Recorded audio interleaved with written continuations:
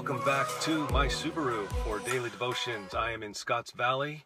Just dropped off a bunch of packages with handmade, with love by my wife, face masks for people all over the place here in the valley, back in the Central Valley, and many other places. And so what a blessing my wife is to so many people, that she is able to do something she absolutely loves, and something that will hopefully help people remain healthy and safe during this very critical week here with COVID-19. Well, we are doing an in-depth look at the final hours of Jesus' life, and we've just spent some time in the garden as Jesus has prayed so intensely and in such agony that he actually sweat drops of blood. But when he finally surrenders and he says, "Not my will, but yours be done," he gets up and he gets his disciples. And it's at that moment that Judas enters into the garden, or more literally, an orchard, with a ton of soldiers, Roman soldiers and security guards for the Jewish leaders. I want to read it to you in the book of John. It starts off like this. It says, Jesus, because he knew everything that was going to happen to him, came to them. And so picture this scene here. It's dark still. Maybe they can't quite picture or figure out which one is Jesus, and there's almost this sense of a standoff. Jesus and his disciples on one end, and then Judas in this battalion of soldiers on the other end. And there's this pause. And then what happens next is Jesus actually approaches them. "Who are you looking for?" And they replied, "Jesus the Nazarene." And he told them, "I am he." Very important phrase that Jesus uses right there. I'll come back to that. Now Judas, the one who betrayed him, was standing there with them. And so Jesus said to them, "I am he." And then it says that they retreated and they fell to the ground. Picture that. At the mere words, "I am he," these hardened, experienced, tough soldiers, trained, disciplined, fall back and fall on their faces. And so Jesus asked them again, "Who are you looking for?" Because they obviously didn't answer.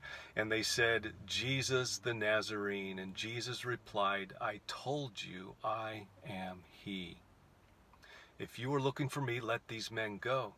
And he said this to fulfill the words that he had spoken. "I have not lost a single one of those whom you gave me." Now in the English translations it's difficult to pick this up, but in the Gospel of John, John has already established for us who Jesus is. And you go back to chapter 8 and Jesus has this encounter with the Pharisees, and they're talking about, who does he get his authority from? Who does he think he is to say these things? In his famous statement when he says, "I am. Before Abraham was, I am." And it was a clear, without a doubt, a reference to Yahweh in the Old Testament, in the book of Exodus, when God met Moses at the burning bush. And so, I don't know why, but the translators add, maybe for, so English flows better, but they add the word he, "I am he." But in the literal Greek, it is the exact same phrase, "I am." And it just shows that we just saw Jesus in the garden, vulnerable, weak, asking for a way out. But now we see him poised, under control, knowing exactly what is about to happen. Jesus is not a victim here. Jesus is not, caught up in this thing and he's unable to get out of it. Jesus knows exactly what's happening. And yet, it's like he gives them a little glimpse of who he is and his power. At the mere mention of his name, "I am," they fall backward and they fall down on their faces. It just shows you that Jesus at any moment could have stopped this, at any moment could have gotten out of it. He had the power to do that, and yet he humbled himself. not only to the point of becoming a man, taking on human flesh, he humbled himself and became a servant. You know, the book of Philippians has a great verse that reminds me of what just happened to these soldiers in this moment. It's as if they had no choice. At the mere mention of God's name, they fell down prostrate. In the book of Philippians, Paul tells us that there will be a day where every knee shall bow and every tongue confess that Jesus is Lord. And they will either do that willingly, or when they face Jesus, they will have to do it. They won't have a choice. They'll do it simply because Jesus is who he says he is. You know, I don't know about you, but I have had to learn the hard way. I'm a slow learner. That the act of surrender, like we talked about yesterday, and the act of bowing, the act of kneeling, the act of surrendering is something that I need to do on a daily basis, reminding myself of who Jesus is and who I am. He is worthy of our worship. He is worthy of our devotion and our adoration. You know, for some people, Jesus is a divine vending machine. And there's a sense, you know, if I just push the right buttons, if I put in the right coins, pull the lever the right way, then I will get what I want. And we simply can't come to Jesus that way. At some point, we have to recognize he is God and we are not. And we surrender, we bow before him. And like I said, either we will do that willingly in this life, or we will have no choice in the next.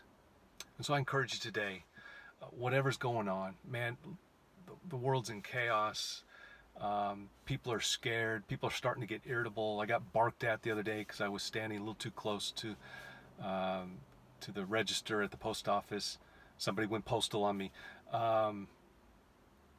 But it's strange, and there's that sense that people are starting to get scared, and people are starting to get uptight and irritable, and we've been enclosed for a couple of weeks already, and it may continue to get worse. And so prepare yourself, and prepare your heart, and prepare your mind. And you can do that by just recognizing who God is, and bowing before him, and adoring him, and worshiping him, and surrendering your life to him. And even if you've done that before, I believe, and I've said this before, it's something we need to do on a regular and daily basis. Just remind ourselves of who he is. And it may look like the world's falling apart, but like in this scene, in this orchard or in this garden, Jesus was in complete control, and he is in complete control of the world today. And so rest in that, trust that, lean into that, and let that fill you with a sense of poise, same kind of poise Jesus had. Let that fill you with a sense of confidence, and the same kind of confidence that Jesus had in this moment. So God bless you, and I look forward to being back with you again tomorrow.